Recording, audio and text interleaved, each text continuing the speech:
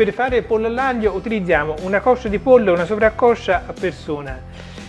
Ripulisco un po' le sovraccosce dalla pelle in eccesso, poi asciughiamo in superficie il pollo con della carta assorbente e questo aiuterà a fare una crosticina migliore sulla pelle del pollo quando andremo a cuocerla.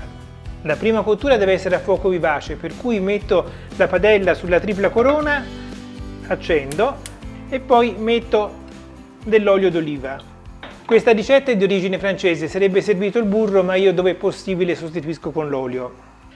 Quando l'olio è caldo mettiamo il pollo, iniziamo dalla parte della pelle.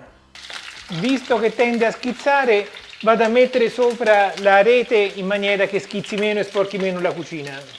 Dopo pochi minuti il pollo sarà già cotto dalla parte della pelle, controlliamo. Guarda qua che meraviglia! Adesso rigiralo e poi sfuma con un po' di brandy.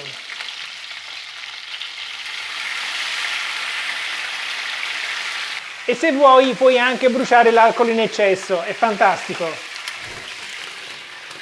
Attenzione a fare queste cose, però è bellissimo.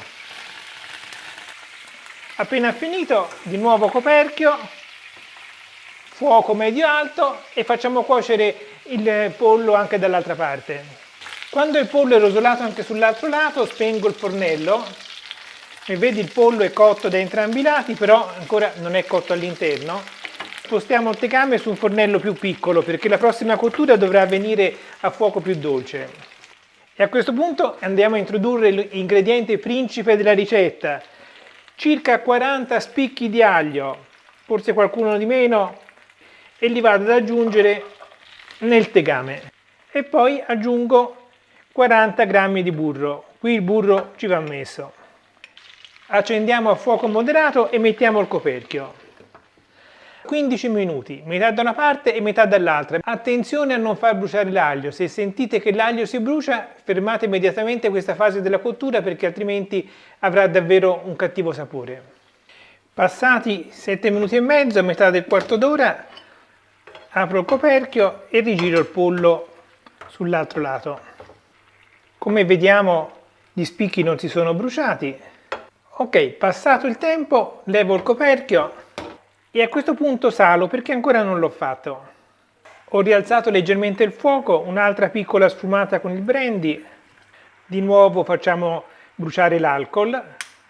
Adesso c'è molto più liquido per cui la fiammata è molto meno evidente. Una volta che è finito di bruciare aggiungo del vino bianco. Di nuovo coperchio, a questo punto a fuoco leggermente più vivace portiamo a cottura ancora 10-15 minuti. Ah, quasi dimenticavo, aggiungiamo anche un po' di timo. Mentre il pollo finisce di cuocere, tagliamo un po' di erba cipollina che servirà per la decorazione e per insaporire il piatto. Passati 10 minuti e un quarto d'ora il pollo dovrebbe essere cotto. Se disponiamo di un termometro possiamo verificare. Sì, temperatura sicura, abbiamo passato gli 80 gradi per cui siamo sicurissimi. Metto un attimo da parte il pollo, levo anche qualche spicchio d'aglio, leviamo anche i rametti di timo. Allora trasferiamo sul piano del lavoro il tegame e con un cucchiaio prendo tutto l'aglio e il liquido di cottura e vado a inserirlo nel bicchiere del mixer. Adesso, sperando di non fare troppo macello, rovescio così, fatto prima. La ricetta originale francese prevede di aggiungere della panna. Io non voglio usarla, per cui vado a mettere un po' di latte, senza esagerare perché abbiamo già tanto liquido, e poi per addensare un po' di maizena, amido di mais. E adesso frulliamo tutto. Adesso andiamo a rimettere sul fuoco la salsa e facciamola addensare. Dopo pochi minuti la salsa è già abbastanza addensata, guarda qua. A questo punto andiamo a rimettere il pollo nel tegame e lo lasciamo finire di insaporirsi e di portarsi a temperatura per pochissimo tempo. Il nostro pollo all'aglio è pronto. Andiamo a metterlo nel piatto e poi questa stupenda salsa che veramente è la fine del mondo.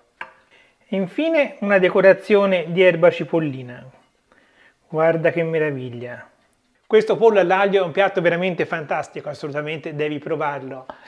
e se vuoi vedere altre ricette spiegate bene come queste, iscriviti al mio canale. Noi ci vediamo alla prossima. Ciao! Ricordati, mi piace.